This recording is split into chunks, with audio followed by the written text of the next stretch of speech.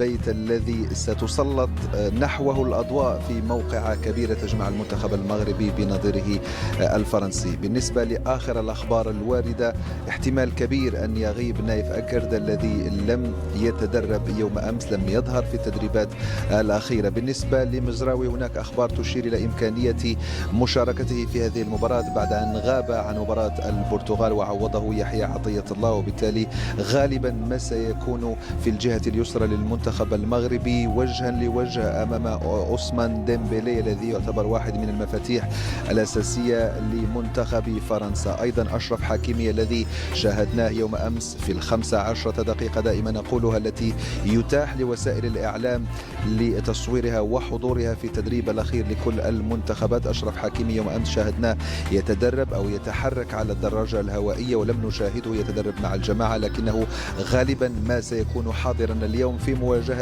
زميله في باريس سان جيرمان وصديقه كيليان امبابي في مواجهة ستكون كبيرة وكبيرة بين واحد من أفضل مهاجمي هذه البطولة وهو كيليان امبابي، مسجل 5 أهداف وهداف البطولة حتى الآن، وواحد من أفضل الأظهرة عالميا. سبق للاعبان كما يعلم الجميع أن تواجها وجها لوجه عندما كان أشرف حكيمي في دورتموند، وكان وقتها لاعبا جيدا وأوقف هجمات وحملات كيليان امبابي في تلك المباراة. لكن اليوم الأشياء متغيرة، منتخب فرنسي حامل لقب يريد الذهاب إلى النهائي لمواجهة الأرجنتين، ومنتخب مغربي سماه كثيرون بالحصان الأسود هذه البطولة بعد أن ضمن هذا الوصول بإطاحته بالبرتغال، الفوز على إسبانيا، تجاوز مجموعة صعبة بقيمة منتخبات بقيمة كرواتيا وبلجيكا.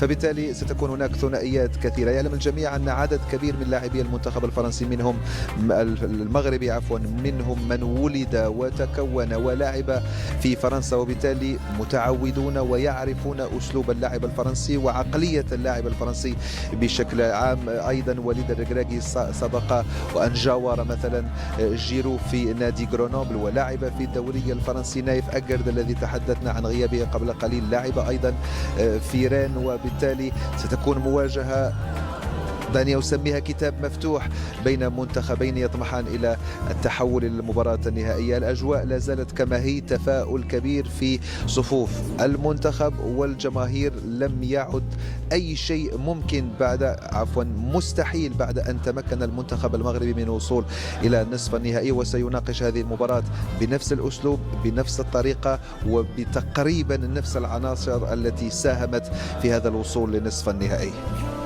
لك أمين السبتي، كنت معنا من استاد البيت.